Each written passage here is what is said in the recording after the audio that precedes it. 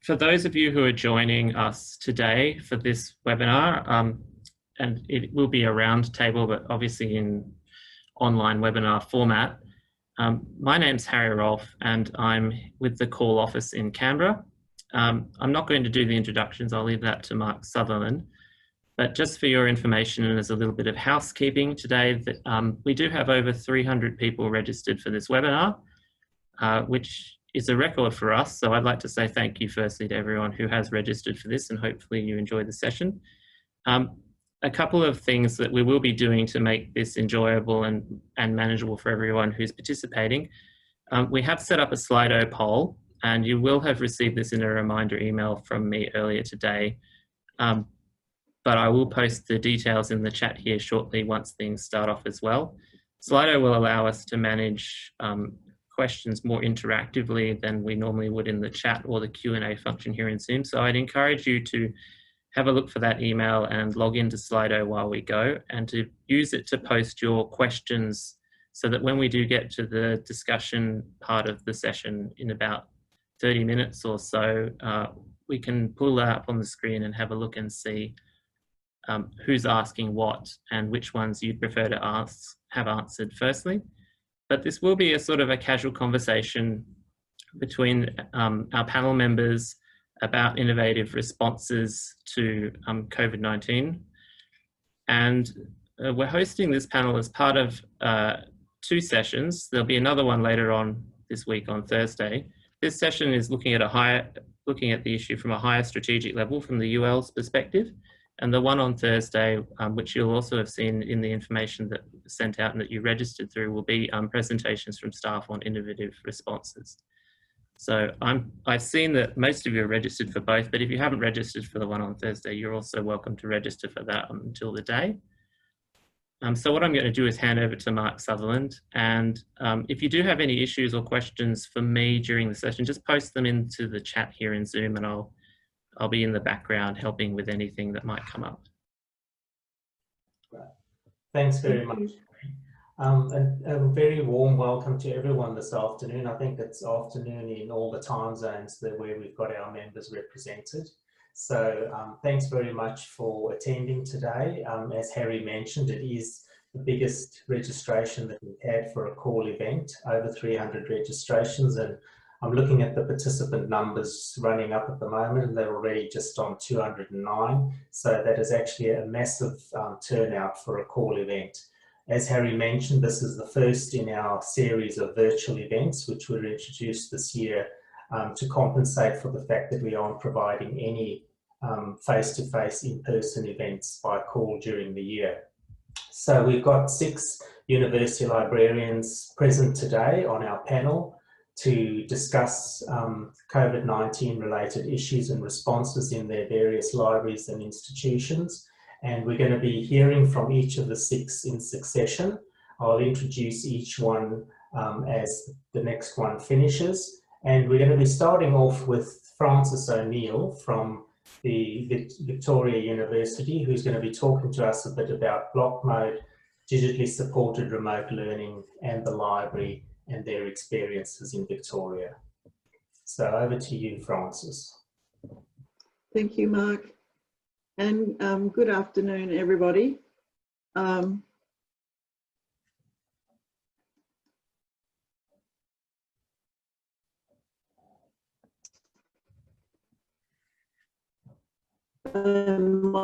thanks to CAUL for this opportunity for us to get together, albeit digitally or virtually. And so my presentation will outline people, technology, content, and by innovation, I mean something new, not done before. And certainly the library leadership and staff demonstrated agility and flexibility to quickly move to remote work, supporting students and faculty learning, teaching and researching from home.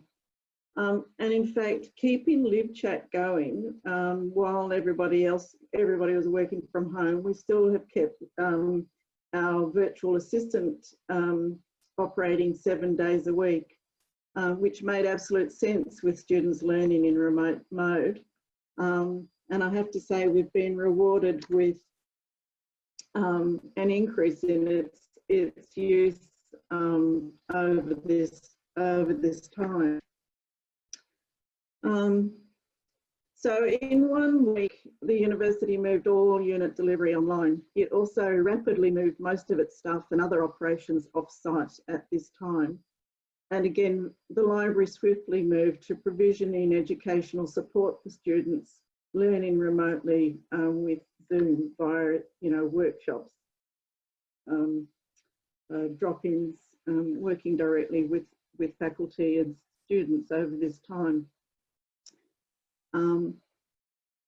At the same time, work on blocking the rest of VU units continued. And so the systematic redesign of units from a 12-week to a 4-week block or intensive delivery facilitated the move to digitally supported remote learning and its success. Every unit has a space in the learning management system based on a single template, a uniform look and feel, populated with learning materials, with an emphasis on active learning, using a variety of formative and summative assessments, moving away from exams, and with embedded librarians who are able to increase ebook licenses and source alternative materials for student learning in this space. As an observation, I can say that block mode has altered the rhythm of the semester at VU. It has removed that end of semester peaks. If you like, we have peaks every 4 weeks now. And as a result, the library had already ceased its ramping up of its opening hours. So, COVID is almost kind of telegraphed a whole lot of changes that were already starting that we're having to now think about, rather than just reopening as usual, what we can do differently. So in closing, as I said, I've listed here a few observations in relation to our response, in particular that we also decided to proceed with InSync at this time, being a particular moment in time that we thought it was important to get student feedback at this time. And we're looking forward to reading it. So thank you.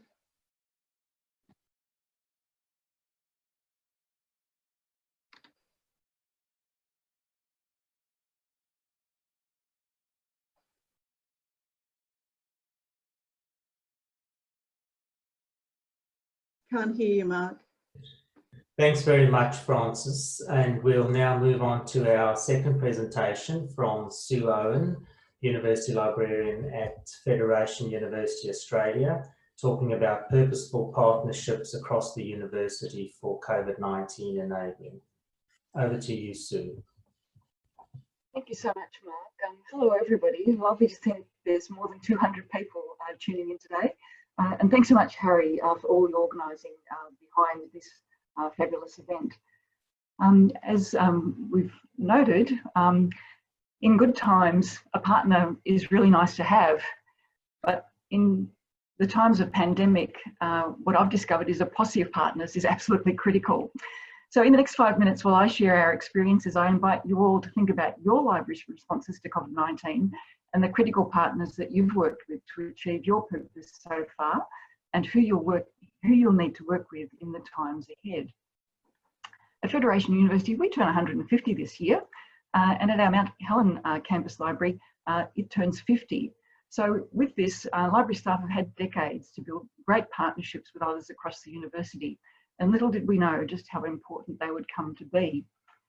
As with many of you, the news reports in March of a novel coronavirus overseas quickly became a reality in our own institutions, and we acted swiftly and decisively, as Frances has said, to make safe our students, our staff and our families.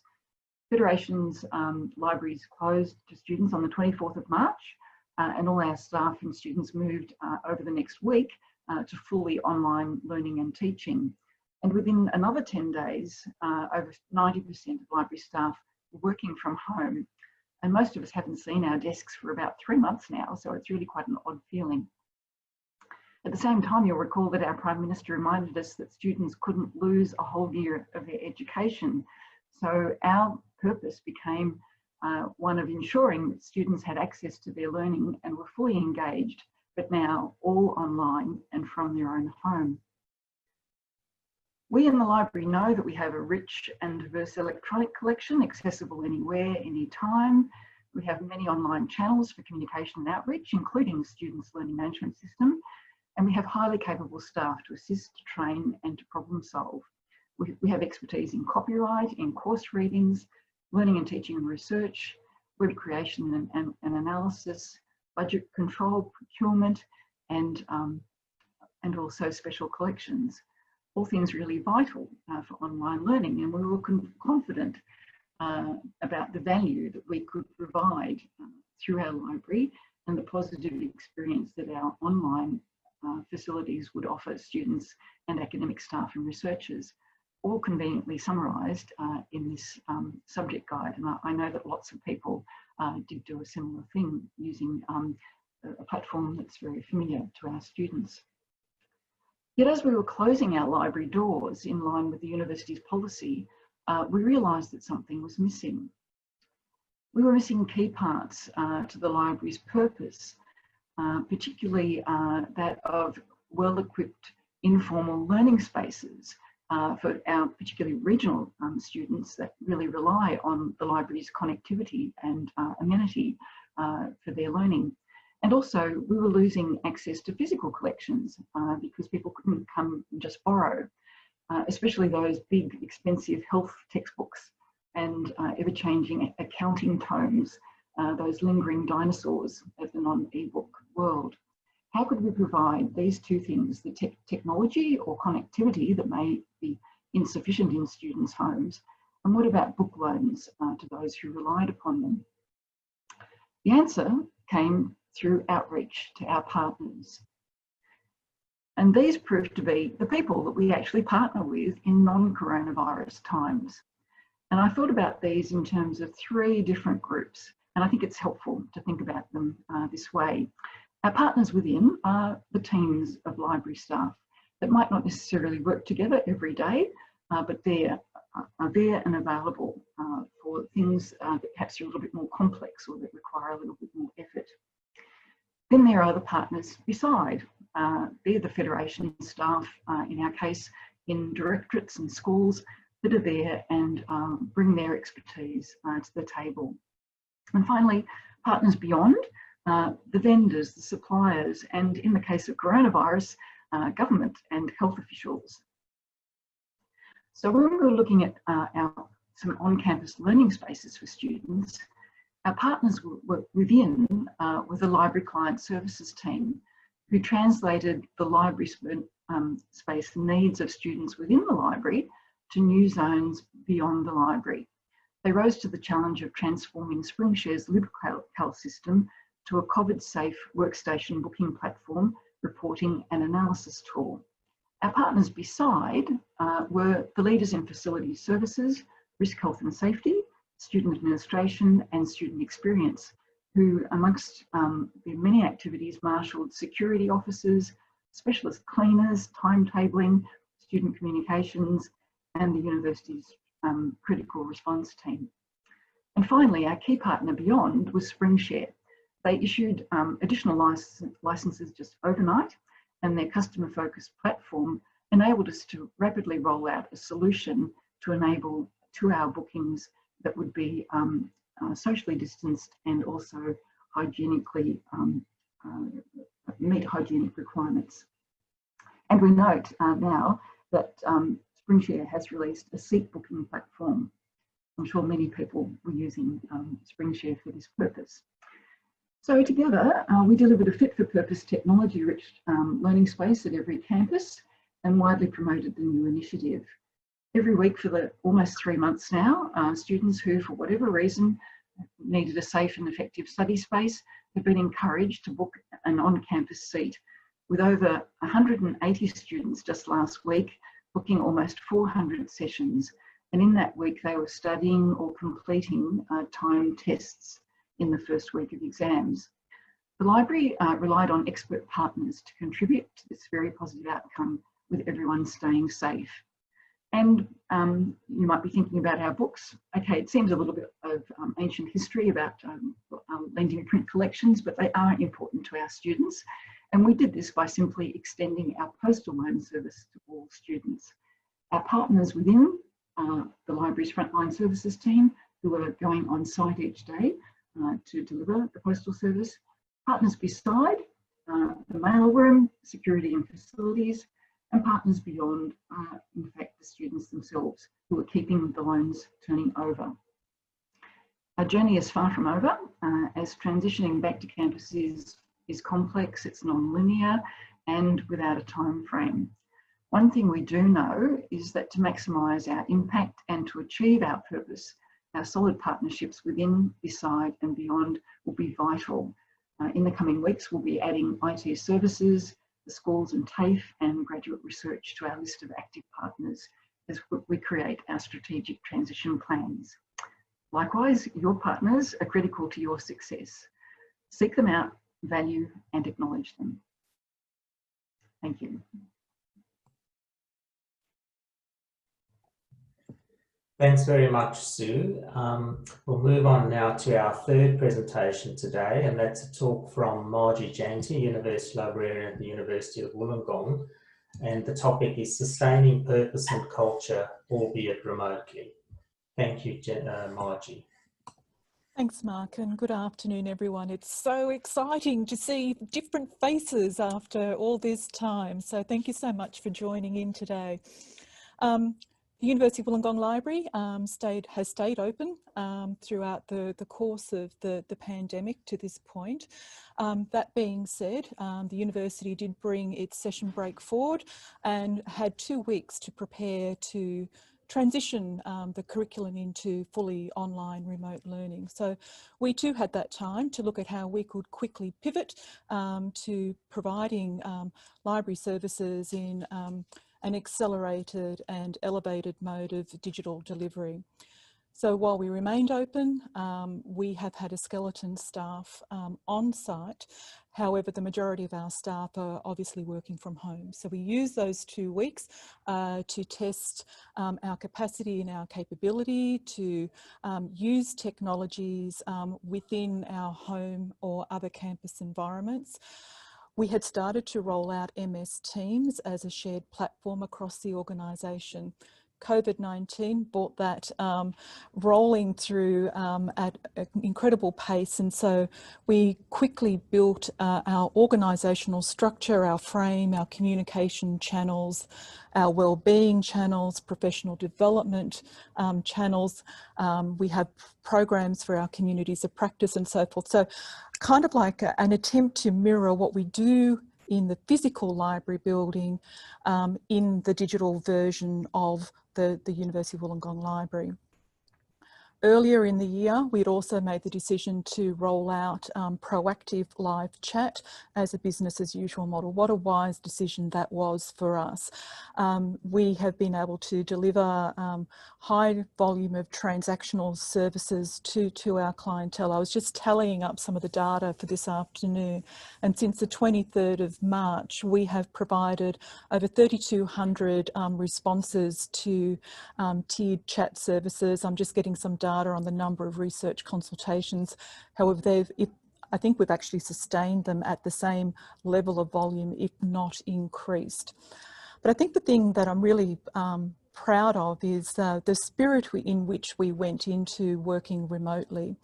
So this, while our staff had been advocating for more flexible, adaptive ways of working, which the university policy hadn't quite caught up with, this was an opportunity for us to truly prototype and experiment how we could make flexible adaptive working perform for us. And let's not lose sight that this was a really challenging time. For many of our staff, they had carers' responsibilities. They were facilitating the remote delivery of the school experience for children in their care. Their partners may have been working from home or had other responsibilities. So this was an opportunity for us to really test trust, transparency and accountability in the way that we organised the work, how we monitored and evaluated the work that was done and reported against it. So this has been a great way for us being able to test how can you work around a busy life that exists outside of your professional life, and how can you dovetail the two. Importantly, we've kept our professional development skills up to date. We have a very strong digital dexterity program. And so we have our DigiDex channel, we have the Tea Room channel in MS Teams, we have a wellbeing channel, along with a range of our strategic projects, our traditional or existing library teams and so forth. And I think that's really helped to keep us connected in what was initially probably a very disconnected or dislocated way of working. And to be fair, it took us a little while to get our rhythm. And I think that was just part of the learning journey as well. So what we've also been able to do is ramp up our business continuity planning to the power of 10 or 20.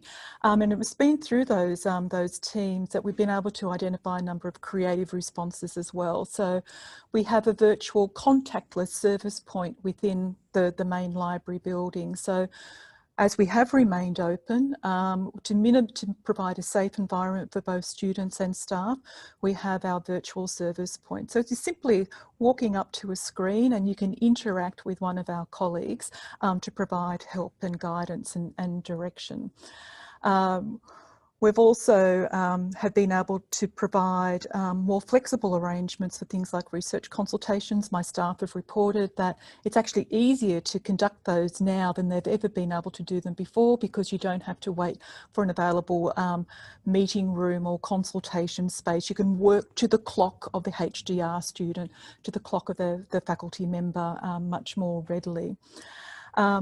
And in terms of wellbeing, you know, we've maintained our get-togethers. We have what we call a talk board event every 6 weeks or so. It's now our virtual talk board, and we use things like Padlets and so forth to capture discussion points, to respond to questions and answers that people may have. But I think one of the nicest things about building our culture has been that this experience has actually really helped us live what it means to be human at work, to be in a really strongly human-centred environment where people have been very authentic. People have been very generous in exposing some of their vulnerabilities. We have a much greater intimacy of knowledge in terms of our people. In some ways, I think we're much more connected than we ever have been, despite walking past one another each day, having a conversation each day, bumping into each other in the tea room. By being in this very strange and unusual space has actually brought us closer together. So I think there are just so many learnings that can be gained from this experience in terms of being true to our purpose and really fostering and growing our culture.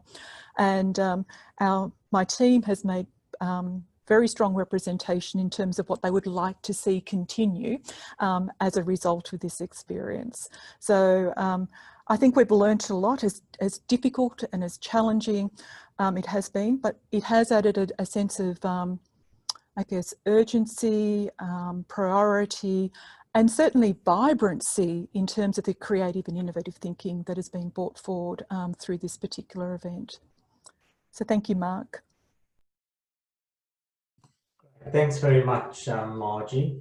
So we're now going to jump across the Tasman and all the way down to Christchurch and hear from Anne Scott, who's the University Librarian at the University of Canterbury. But I think, Anne, you're going to be talking about all New Zealand university libraries together because you had a similar experience there.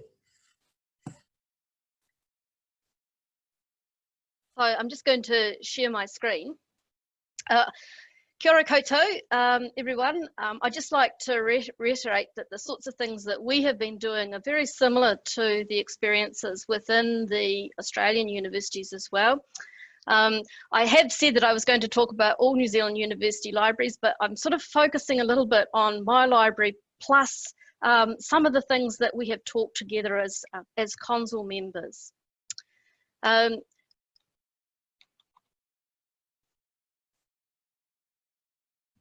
I just want to talk a little bit first about the experience at New Zealand, because it was a little bit different to Australia. So New Zealand had different alert levels. On the 28th of February, we had our first COVID case, and we knew things were going to change right from then. But it wasn't until the 21st of March that we went to an alert level 2, which was a prepare to think for things to change. On the 22nd of March, everyone went to alert level 3, and we actually had 48 hours until there was full lockdown. And full lockdown meant all of our institutions were locked down, and that everybody worked from home.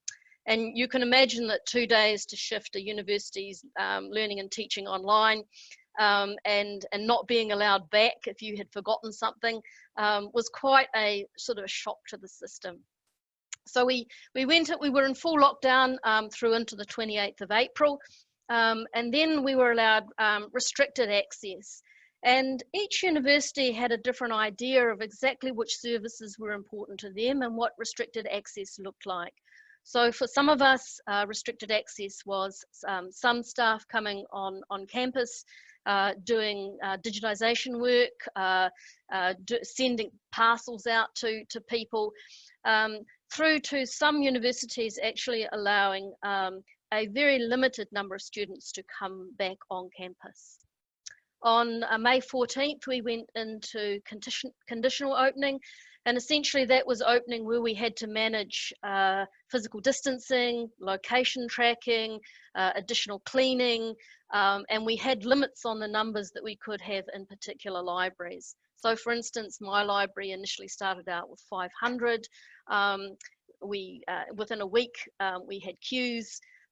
We went to 600, and it was really good experience for our VC to look out her window and see the queues for the library. And then on the 8th of June, with very little warning, we went to alert level 1, which was our new BAU. So what have we learned? Well, we've learned that we can actually deliver excellent services online. We've learned that in actual fact, if we are providing services online, we might get double the number of students asking us for inquiries. We've learned that the students value library learning spaces. We know that what they're telling us is they want to come to the library to learn, that the library is a place where they feel that they can structure what they're doing, and that they are more productive in library spaces. And they're willing to queue to get in. And that has been very valuable. In terms of, in my institution, when students were surveyed, 80% of them said that they used the library services while we were in lockdown. And a similar amount said that the first thing that they wanted to be open on campus was the library. Gold for any university librarian. Absolute advocacy, brilliance. But it also highlighted that we've got inequalities for our students and our staff in the home environment. Some of those have been touched on, but for us and for the staff, Margie did, but I'll highlight some of the student issues. So we found that we had students who didn't have laptops or other devices that they could use. We found that we had students living in remote places who had no access at all to the internet. They couldn't look at online learning. And when they were in lockdown, they couldn't get out of that space either. We found that, you know, in some areas we have students who are living in houses that are crowded, they're cold. They have all sorts of other challenges in terms of the number of people living in those environments. And I think that this is something that we need to come back to and look at. Actually, how can we look at our students as cohorts and how can we better serve those students? as universities as well as libraries. We have increased the digital capability of staff. It has been an opportunity for staff to train, for them to use other devices, for them to sort of stretch what they're doing. It has been really great to see how much we could actually achieve when we were in lockdown.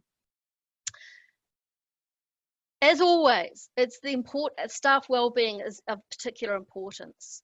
Our staff wellbeing, it's been very interesting because our introverts have absolutely loved it, and our extroverts have actually really struggled. And we have, and finding out what's the best way to actually support staff during this time has been a sort of an ongoing learning curve. We did have some issues with equipment and getting equipment to staff. But I think that it's actually the mental well-being that's actually the most important. The importance of relationships, not just within the library, but actually across the university. This has been an opportunity to work with different groups within the university. So I've been working with the university incident management team, for instance, with teams that have been looking at how we might change how we teach. These are opportunities to work with different people and to build those relationships, but actually existing relationships were really important as well. Who did you call when you were home alone and you wanted to achieve something? The other thing that was really important was communication when you were working from home. And, you know, I know some of my CONSOL colleagues were actually a bit quicker in the mark on this. Zoom was actually a really good way of actually communicating with staff, for them to ask questions. You just let the chat run and they'd be asking and answering their own questions. And it was really a good time. And I should have used that earlier. What I missed was that I kept thinking, well, tomorrow it's different. Actually, every hour it was different. It didn't matter, just do it, just communicate. So in terms of our environment, and when I'm talking about our environment, I'm actually talking about our university environment as well as our library environment. Strategic direction of your university remains relevant. The strategic direction that you had designed is the one you still have now. It's also, you know, the Library of the Future. The work that you've done on the Library of the Future also has relevance, and the cultural work that you've done also has relevance. Take that learning and reapply it to the new environment. We have new opportunities and challenges. Our operational priorities have changed, but the strategic direction, our vision for the future remains the same. And focus on student, we will all be focusing on student recruitment, retention and success, because that is what pays the wages in universities. And that is the biggest concern at the moment. We will all have financial challenges. They will be universal. And we've all returned to a new normal. And one thing I will say is, I've kind of been through this before. Canterbury had major earthquakes. Think about recovery, think about the time, and double it. That will take much longer to recover than you think. This is what we're living in at the moment. So, online and blended learning is here to stay. I know some in Australia have been doing it forever, but for New Zealand, it's really a step change. And this includes the library. We will be teaching online. We will be supporting students online. This will be here to stay.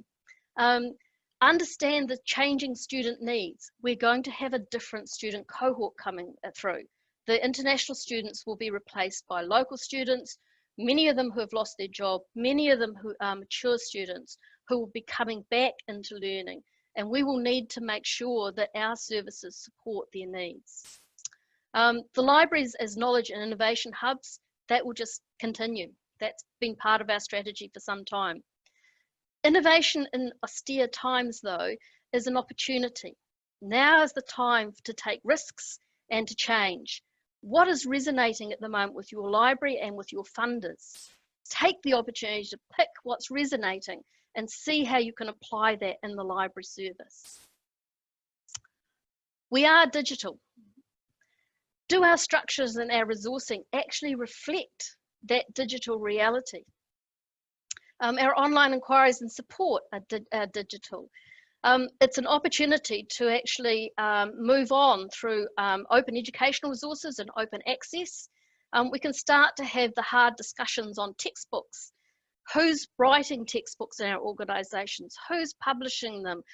Who is charging us to actually get that access back again? We will be looking at reductions in our physical collections as we move online as well. And the importance of our unique collections. Our unique collections are mostly print collections, and how can we better make those available in a digital world? And the last thing is probably the power of collaboration at all levels.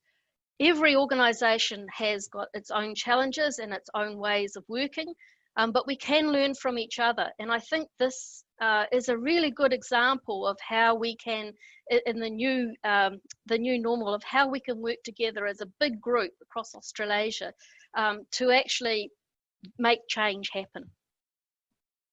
Thank you very much. Thanks very much, Anne. And now just moving around the virtual round table, we're coming to Kim Lewin, University Librarian at QUT here in Queensland, where I am too. And I think the experience, as we've been hearing from our panelists today, have been very varied across the institutions, but there's also been a lot of commonalities. But I think QUT had a bit of a unique experience, so we're keen to hear from Kim about that. Thanks, Mark. So I'm assuming you can all hear me okay. Before I start, I'll share some brief information about QUT. We're located in Brisbane, Queensland, and we're home to nearly 50,000 students.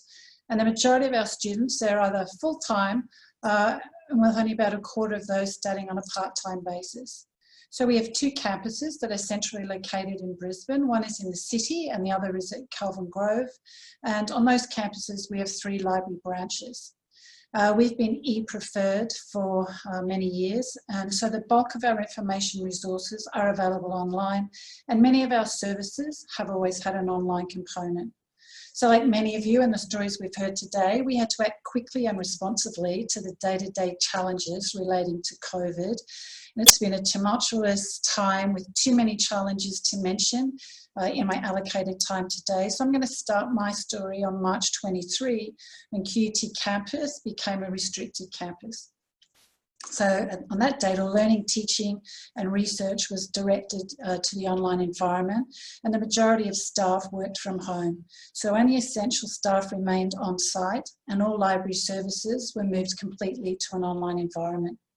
Now, like other universities and stories that have been mentioned today, we also kept our library doors open, and we did this to ensure that those students who could not study from home would have a safe and pleasant place where they could come on campus, they could utilise the QUT networks, any hardware, software and other available resources.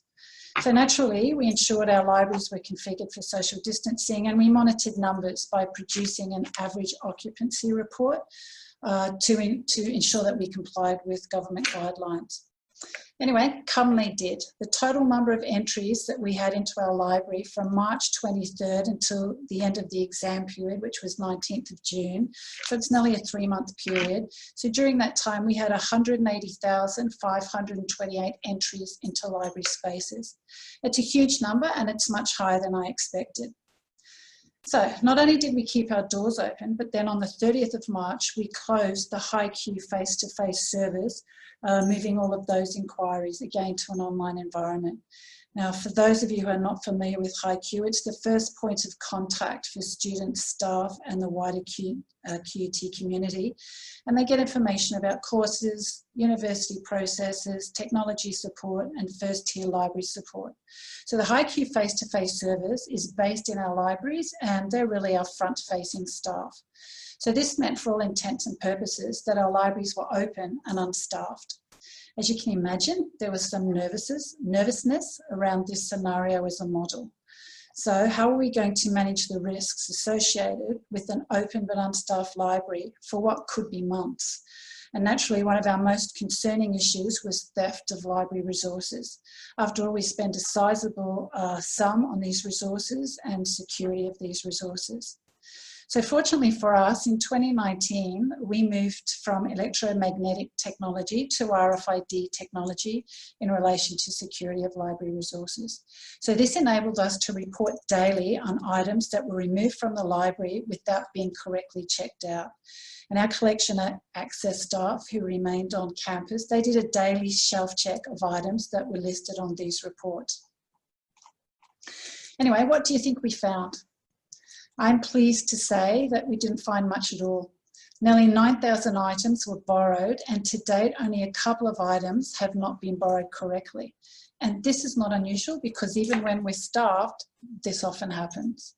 So staff even tracked one item that was on the report for not being borrowed correctly, and they tracked that item over a period of days, and it was recorded each day on the report.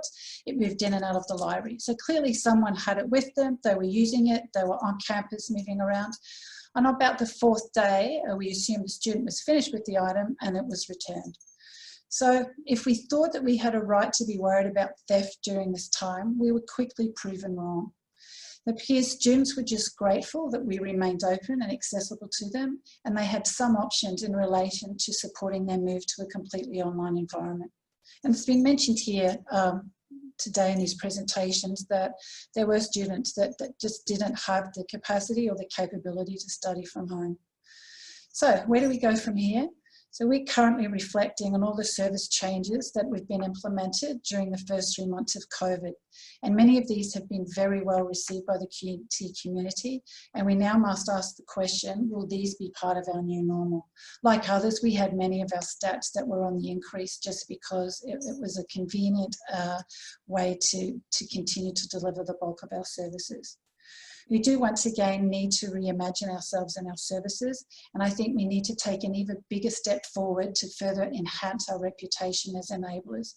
And certainly COVID has provided us with that opportunity on steroids. There were things that we had discussed about, talked about implementing, things that we had taken a soft approach on, and COVID really made us dive in head first.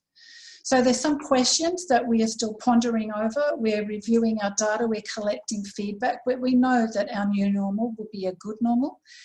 It's a happy place to be under very trying circumstances.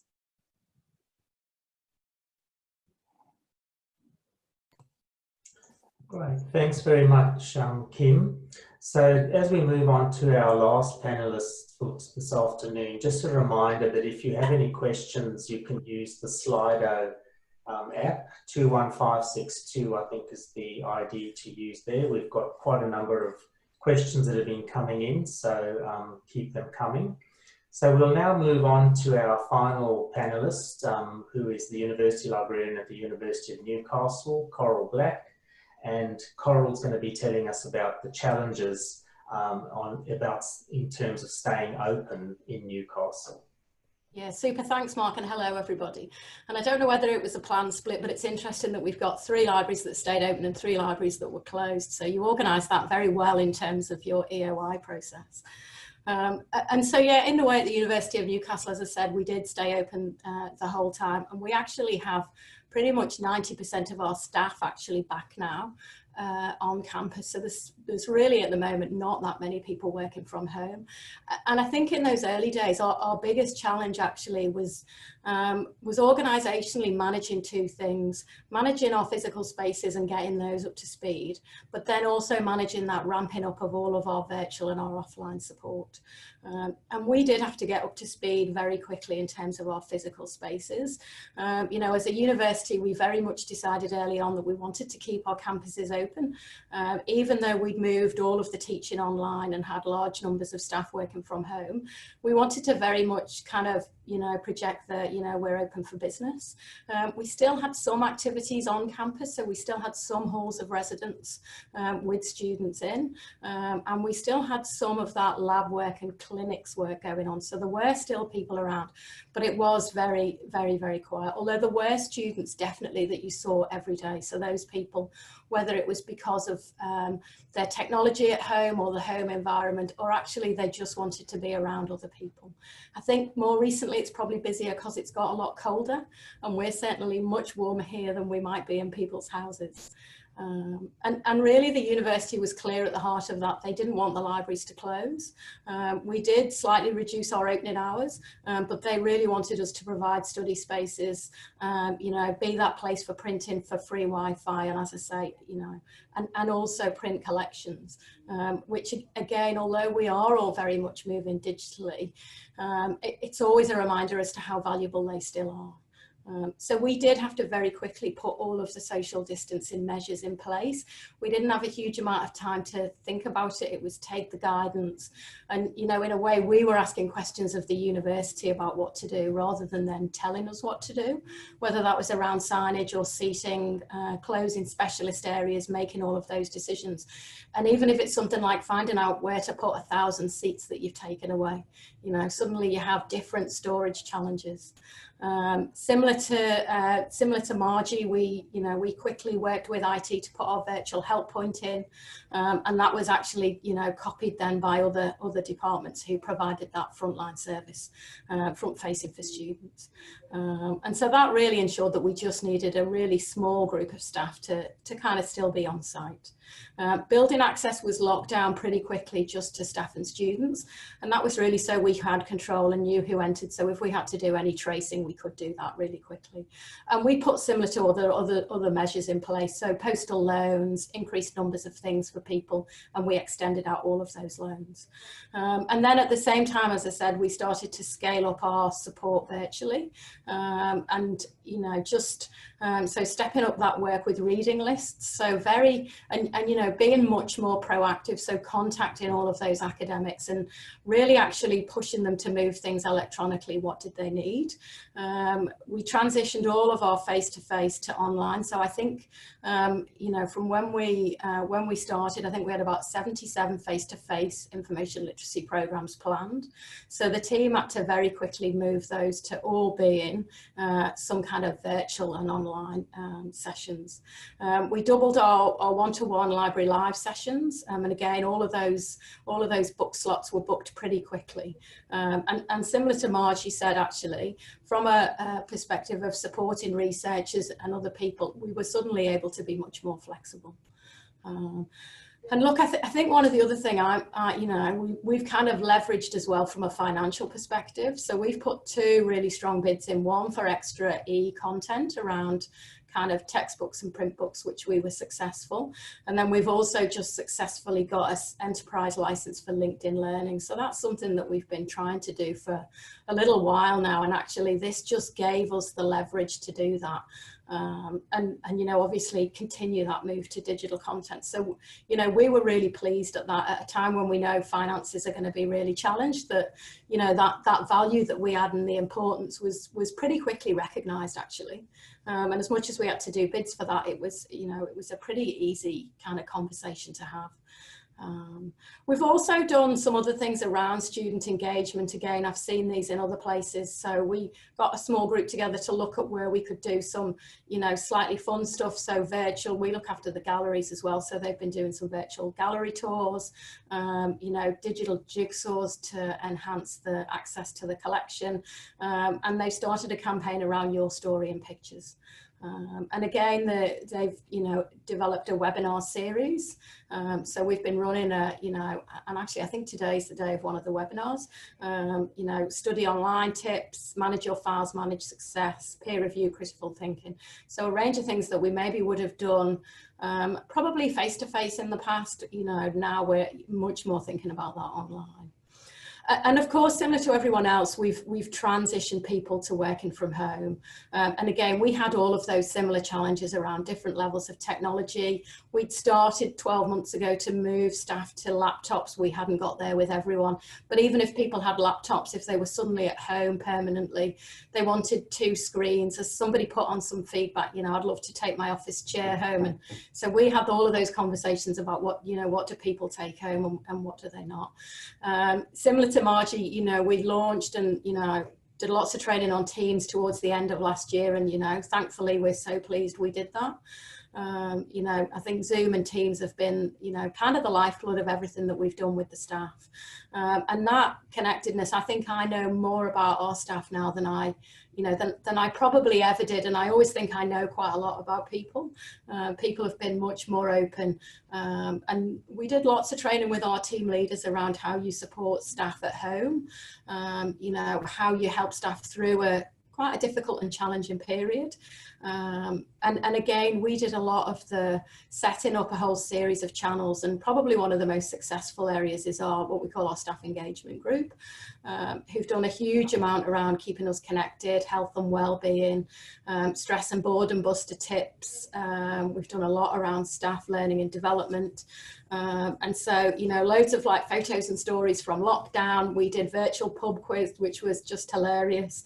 And we've got a virtual scavenger hunt. So it's interesting, isn't it? And we've done a couple of things. So just before Easter, we did a survey of staff, we transitioned people then, just to do a bit of a pulse and see how people were feeling. And look, I think everything, you know, there wasn't anything that was probably under about 80% positive around the transition, around expectations, around feeling connected.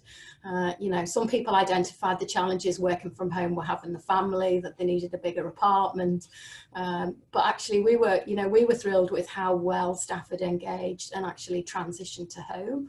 And certainly that gave us you know, some really good hints and tips on how to transition people back. So look, I'll leave it at that point. But yeah, it's been a very challenging time, but actually I think we've learned a lot about ourselves, and certainly been reminded as ever about, you know, the value that people put on whether it's our staff and their expertise, but also our spaces and our collections. Thanks very much, Coral. So that brings us to the conclusion of the formal part of our session this afternoon, with all of our 6 panelists having an opportunity to talk to all of us. So thanks once again to Francis, Sue, Anne, Margie, Kim and Coral for your talks this afternoon. I'm sure you've inspired all of us, and it's been very interesting to hear the variations of experiences across the various institutions and of course the 2 countries as well. So we're now going to move over to the questions that people have been putting into Slido. I think we've got one question in the Q&A as well, so we won't forget that one. And perhaps we may start off with the first question that was in the Q&A before we switch over to the Slido. So this one was from Jay Glazier to all the panelists, about actual evidence that we may have, or you may have, of students valuing the library, and whether those tools can be shared, because they're doing a similar exercise at La Trobe, and it would be an opportunity to demonstrate value to internal and external stakeholders. So, Anne, I'm not sure if you'd like to respond initially to that question from Jay as to the evidence that you had about the point you made about students valuing the library. So the evidence we had was from our university communications group, regularly surveying the students at each alert level that we went through. And so it was actually the information that was coming back to them, and they were looking at the value that students were putting on all services across the university, and that was really valuable for us, because we were about at least twice as valuable as any other service that the students wanted. And so we were about 79% wanted to use the library and the library spaces. And the next one was, I think it was about 36, which was other study spaces on campus, and after that it was a rec centre. The value is that those surveys were done outside of the library, and they were going directly to our senior management team. And so it was, the message was controlled by them as well as us. And so it really heightened the priority that the senior management team gave to our library to get us open. Thanks, Anne. Do any of our other panelists want to comment about their experience in terms of evidence of students valuing the library during the I would just say, Mark and Anne, is data. We kept a ton of data, and we were fortunate that we had all the tools already in place. But you know, those numbers, 180,000 entries into the library during that 3-month period, was far more than I thought there would be. Also, when there was the period for online assessment this year, the university said, we're going to open up some rooms where students can come and do their online assessment, you know, if they want to use the technology and stuff, and they have to book in. The bookings were very, very low, which worried me. So I had to get staff to do hourly head counts, because we knew that they would come into the library. They feel comfortable here, you know. So again, we just collected evidence to say they're comfortable in the space, they have all the resources, open up as many rooms as you like, they still gravitate here. And even when we don't have staff.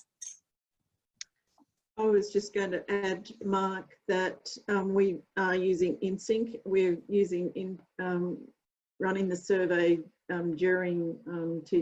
while students are in digitally supported remote kind of mode, and you know, certainly seeking feedback that way. Like other university libraries, we also kept some spaces unstaffed, like open student spaces running during this time, and you know, use has been steady, probably about, let's say, at maybe a third of the rate that they might have been used at it normally. We also kept statistics on number of inquiries, numbers of people attending some of our training sessions, and the numbers were actually high. They were higher than some of our physical training that we do, our face-to-face training. So we've shifted all of our teaching online as well. Yeah, that happened here too. The workshops that might have, you know, got 2 or 3 people face to face are like 10 and 12 now. Mark, I was just going to add further to Anne and Frances's comments there about data. We've observed our Tier 2 questions have doubled in the period, and it's all being delivered online, so people have no problem using the online channels, and they're asking more complex questions. Our Tier 1 questions, which often relate to in-place queries, are down, which is not surprising. We also had our university just completed a couple of weeks ago a transition to online survey, and while there were no library-specific questions, it was largely about the quality of online teaching and the experience students have had. Quite a number of the comments related to the library and the fact that students prefer the library as a place for learning. So that for us was quite a surprise for for students to choose to talk about the library as their comment. And like Frances, we're planning to do the InSync survey in August. Yeah. Be interesting we'll be able to benchmark, so we will, Frances. I think one of the interesting things for us, I mean, we started the year with bushfires, floods, and then the pandemic. We're just waiting for the locusts to come through. However, you know, with all of these disruptions and so forth, and also transition to fully remote delivery of the curriculum, we've been able to monitor the usage or the time spent accessing electronic resources through our Library Cube data. And unsurprisingly, you know, we've also been able to see that that's been sustained and also growing. So in some ways, you know, you could say that there could be a downturn given that there has been so much change and disruption and so forth, but there has been continued and sustained growth in that space. And I've been sharing that data with faculty executive, the crisis management team and so forth, and hoping that instills some confidence that students are still participating and interacting with the electronic content that we're providing, in addition to the other data that's been described by the panel as well. Okay, thanks very much for those comments. We'll now move on to the questions in Slido. So I'm going to share my screen with the questions as they've come up, and then we'll deal with them as they appear.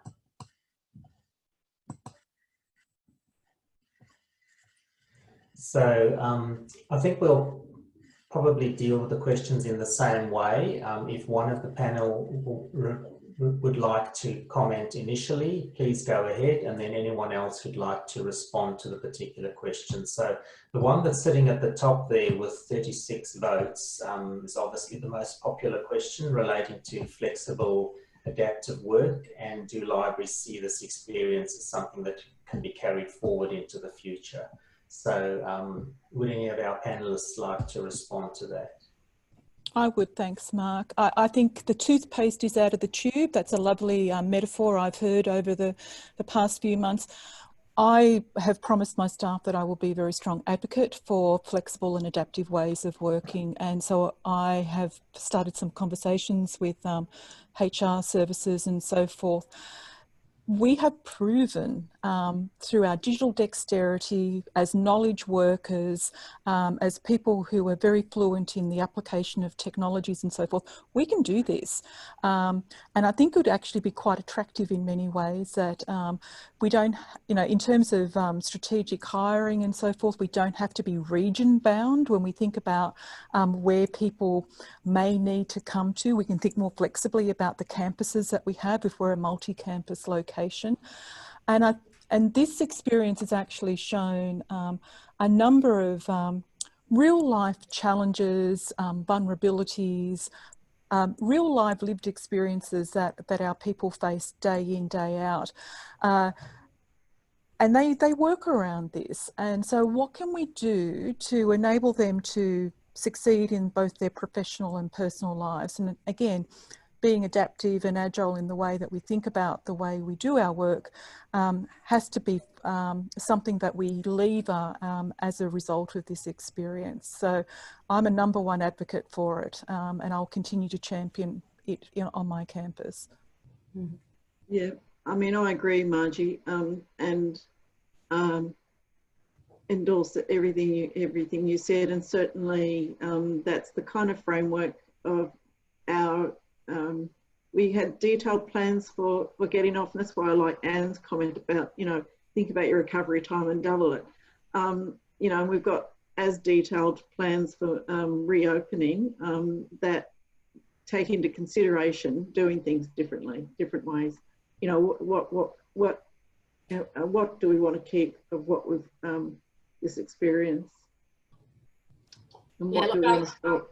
Yeah, I completely agree, and it's a conversation we started to have this morning with the rest of our senior team, and I think in a way, I think the university will need to, I think they almost want to get everybody back and then start to look at that policy again, but I think we'll certainly probably have to be pushing them to move quicker than they might ordinarily move, and certainly for us, that ability to be more flexible, you know, and to, particularly for me, having people who can deliver services, you know, in the evening and weekend from home where they'd normally have to come on campus, I think is, you know, it's just such a big win. But there's so many other ways that we can, you know, still provide that fabulous support, you know, from different locations. Lots of opportunities there. Good point. At the wider organisational preparedness as well.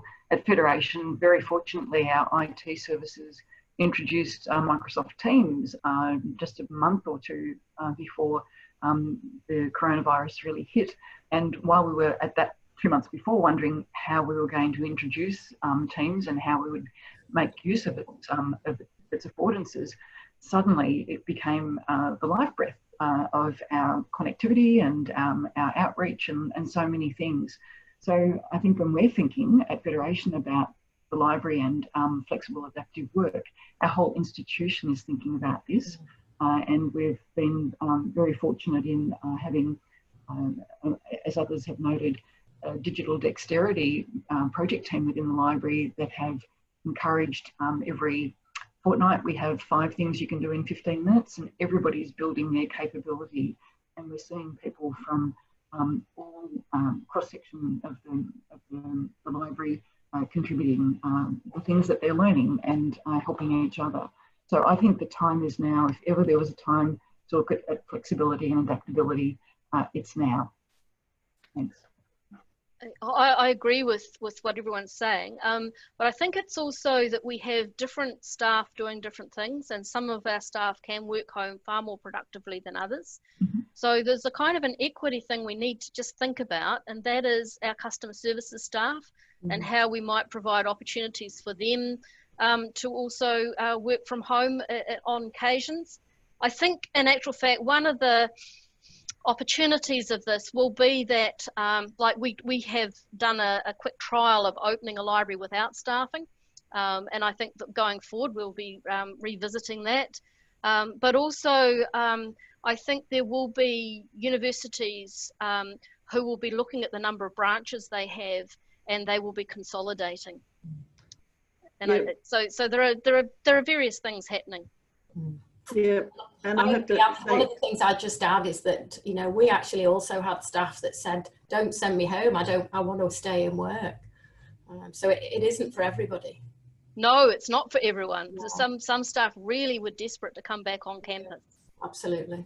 But at least we'll have that option. And I mean, I think that, you know, further down the track, that certainly the question of reducing, you know, campus footprint in terms of who we staff. But I mean, I think in my presentation, I kind of alluded to that moving campus services staff off campus was more problematic, but they did, one of the things that they have been doing really successfully is because they participate in the LibChat, the virtual assistance roster, that has been a huge success in terms of staff, those staff who have upskilled themselves in supporting that service over this time, and, you know, have continued to, as I said, you know, do it 7 days a week, so they work evenings and weekends virtually, supporting that service. So, and again, that's one of the kind of dimensions that we would want to retain when we move back on site. You know, what things can be done, you know, off site should continue to be done off site. Okay, well, I think we'll move on to our next most popular question now, which is also around the concept of value. And I think we've already dealt with value in terms of students in the first question. So maybe if the panelists would like to focus on the perception of value of the library by senior stakeholders in your institutions. Would anyone like to respond to that? It's Sue here. I'd love to respond to this if I may. I think the whole point I perhaps didn't make as clearly as I could have was about partnerships. And I think that people are seeing the library in a whole new different light through the many partnerships that we have actively engaged in, particularly in the services where we've actually been the leader. And with all of the COVID-19 response teams across the university, there's library representation. I'm involved in quite a few and my colleagues in others. And I think that the library is seen as a really critical player. And while for a little while, some people were suggesting that we should be opening, when I talked with them about it and talked about the other on-campus learning spaces we've made available, the fact they were so COVID safe, that they were managed, that people had great access, that they realised that those spaces were actually sort of almost like an outreach of the library, and because we were the ones that were actually organising those. So I think that our value is definitely very much up there. and we're being seen as key contributors to what will now be a fully online orientation for semester 2, seeing how we can better engage and help our international students feel more part of the university, and many, many other things. Thanks. I'll stop now because I'm sure others will want to say things as well. No, I would agree, Sue. For most of the changes that we made, we shared it with partners again. So executive deans, faculty, various things to say, this is what we're intending to do. Do you foresee any issues with it? Will it still meet the needs of your students, etc.? Especially as we start to transition back. QUT also has, I'm going to say, a relatively new senior executive group. So again, we scored many runs here because we showed how flexible, adaptable we were. We were already in the online space. That was not a big transition for us by any means. We were still able to retain staff on campus, keep our doors open. When the majority of folks, you know, worked from home, we still had people physically here who were ensuring, you know, social distancing, cleaning of the books as they were either used in a library or returned and things like that. So we ticked many boxes and really came to the attention of many, which we would have done at some point in time, but we got there on steroids during this time. Right. Thanks. We'll move on to the third question there from Anne from Waikato. I think a few of our panelists did refer to OERs and open access textbooks in their talks, but would anyone else like to comment on Anne's question about promoting OERs? I think that OERs is something that now everyone is thinking about. I think it's one of those opportunity things where the university is ready to listen about it, and that you can go out and promote. So we are starting to do that. We're starting to go and have those conversations, just sort of socializing what OERs are and how they could contribute, and how in an online environment they actually make a lot of sense. I noticed that you're from Waikato. There is a group, there's a group led by Richard White at Otago, who is actually looking at OERs across the libraries to see how we can sort of push forward this sort of kaupapa.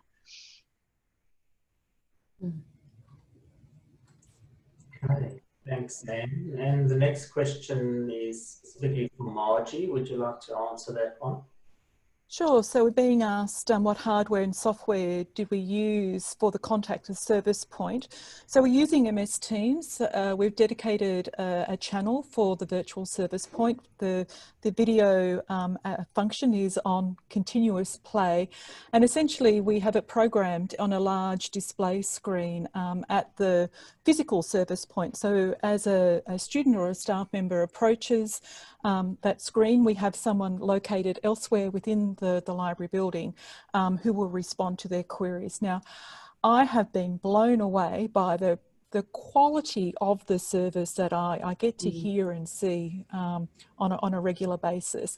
And they've talked people through quite complex technology matters, as well as a range of, complex information matters and so forth. And it's just been a really great level of engagement and a relatively simple approach, and optimizing available enterprise architecture software as well. So it's not terribly sophisticated, and happy to take the conversation offline if you'd like to know more about the technical detail. Okay, well, we've probably only got time for one more question. So just having a look at those on the screen there for our panelists, is there any question there that any of you would like to respond to? I'd just like to add a general comment. During COVID, we received more feedback than we've ever received, and it was all very positive feedback. So it was, once again, students and generally the QUT community were really grateful for the service that we provided and how we provided. So we occasionally get feedback. I reckon it multiplied by 3 during this time. Yeah, I agree, Kim. With our virtual chat, we got lots and lots of positive feedback. And of course, because we've got the transcripts, you know, we have it all in writing, and they tell some great stories about the staff. Mark, I've got a question which I was going to ask before we got cut off, which was one of Margie. Margie, what are you and the team thinking around the virtual help point as we do get back to normal? And is there still a place for that? Yes, there is. So Wollongong University is quite a distributed network of campuses, and so we do have partnerships with some public libraries and TAFE libraries to provide library services at those other locations. And so we are looking at the potential of at least one campus where we will become integrated within the footprint of that campus facility using our virtual service points, because we know it works. Yeah. And we can have a much more integrated service approach within that campus facility. So I think there's great benefit there, and it is shaping our thinking about the way that we provision access to professional services in a hub and spoke model. So we do see an opportunity to initiate this approach early next year at one of our other campus locations. And depending on how long this goes on for, while, you know, some of the restrictions are starting to ease, they could change at a moment's notice, you know, so it is forward long-term planning, but also day-by-day planning. So we'll continue to monitor that, but I think more importantly, it's shown us that we can deliver a high quality service in a video digital channel, and that's been really exciting to see. Thank you. Thanks very much, everyone. We're getting to the end of our 90-minute webinar this afternoon, and apologies for the break that occurred within Zoom. I think we lost about half of our participants for the last 15 minutes, which is unfortunate, but I think otherwise it's been very successful. So thanks once again to our panelists of Francis, Sue, Margie, Anne, Kim and Coral. And I'd also like to thank the working group that's worked very hard in putting this event together today. So we put out expressions of interest to our members for a small working group, and Sally Murray-Walsh from the University of Newcastle, Naomi Malumbi from University of Melbourne, and Morgan Burgess from ACU have participated in a working group along with Harry Rolfe and CC Zeng from the CAUL National Office. So together I think they've done a splendid job in bringing everything together, as the comments have come through this afternoon in terms of the variety of institutions and interests and experiences that have been reflected here. I think it's really been very successful, and I'd really like to extend my thanks to that working group. And also, agreed. Yeah, great job. Yes, thank you so much. And thanks to all of the attendees. I mean, as we noted at the beginning, this was our biggest event ever for CAUL, with all of the attendees, over 200 and something when we started off, and even as we're finishing after our unfortunate Zoom hiccup, we've still got 82 participants on the line. So I think overall it was a great success. So thanks everyone for your participation, for attending, for contributing and for organising.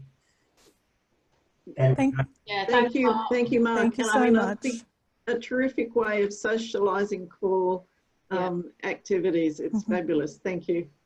Thank you. And we hope to see many of you at our next session on Thursday afternoon, where we'll be hearing from the members, the staff members in the institutions.